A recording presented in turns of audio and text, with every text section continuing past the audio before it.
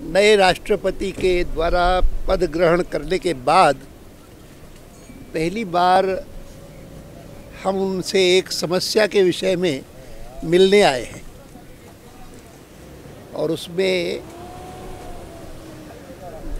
दोनों संसद के सदस्यों के हमारे नेता सुषमा जी, जेटली जी और पब्लिक अकाउंट्स कमेटी के अध्यक्ष डॉक्टर मुरली मनोहर जी जोशी, हम सब मिलकर के उनसे मिले। आज सीएजी के बारे में जो सरकार का रवैया है उस विषय में चर्चा करने के लिए,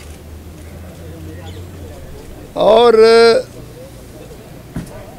हमने उन्हें कहा कि जहाँ तक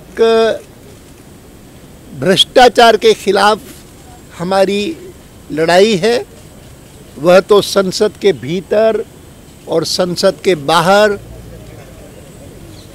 भ्रष्ट लोगों के खिलाफ, और हम मानते हैं कि इस समय सरकार स्वयं भ्रष्टाचार में डूबी हुई है तो उनके खिलाफ तो चलती रहेगी।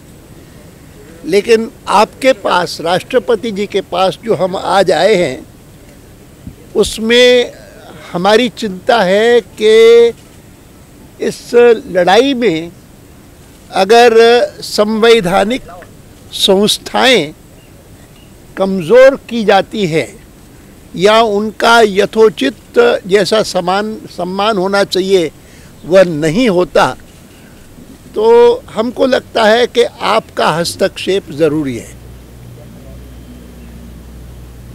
और हमने उनको बताया कि किस प्रकार से पिछले दिनों में स्वयं प्रधानमंत्री ने जो वक्तव्य संसद में दिया, पीएमओ की तरफ से हुआ, वह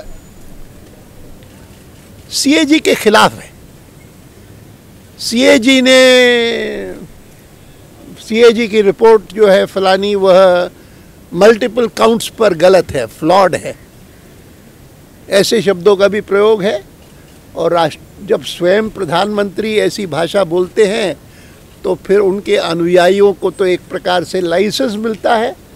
और जिस बात को देख करके हमको बहुत अफसोस हुआ, कांग्रेस पार्टी के प्रवक्ता ने कहा कि सीएजी और भारतीय जनता पार्टी ने मिलकर के और संसद को चलने नहीं दिया, और कई प्रकार के मोटिव्स एट्रीब्यूट किए सीएजी को। और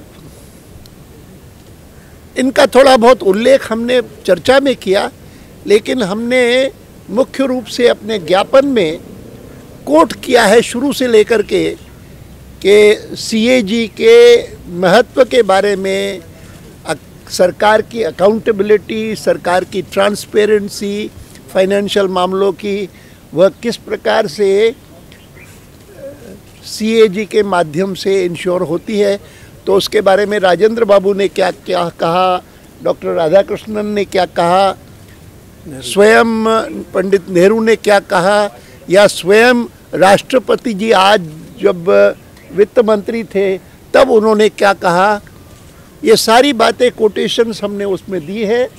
और साथ साथ हमने कहा है कि एक बार 1960 में जब डिफेंस मिनिस्टर ने सीएजी की आलोचना की थी तो स्पीकर ने उसको बहुत गंभीरता से लिया और डिफेंस मिनिस्टर को अपोलोजाइज करना पड़ा और अपने शब्द वापस लेने पड़े। ये सारी बातें ज्ञापन में हैं। और हमने कहा कि क्योंकि ये एक महत्वपूर्ण संवैधानिक संस्थान है जिसके बारे में अगर सरकार ये रवैया अपनाए तो हमारी राय है कि आपका हस्तक्षेप ज़रूरी बन जाता है।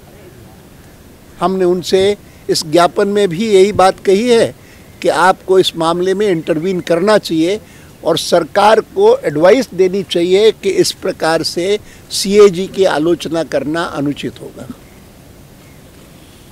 हमारी ओर से तो इतना ही कहना है। ज्ञापन की कॉपी आपको मिल जाएगी, उसका आप यथोचित उपयोग करें, इतना ही निवेदन आपसे है।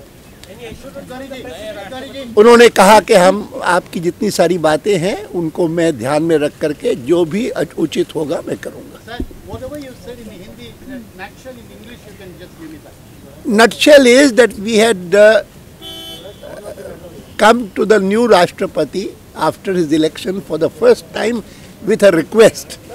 Earlier I had occasion, and my colleagues also, we have had occasion to visit either the Independence Day reception here or the Iftar party here. But this was a formal meeting on behalf of the party in which my two colleagues who are leaders of the Lok Sabha and the Rajya Sabha and the chairman of the Public Accounts Committee who has to examine every report of the CAG.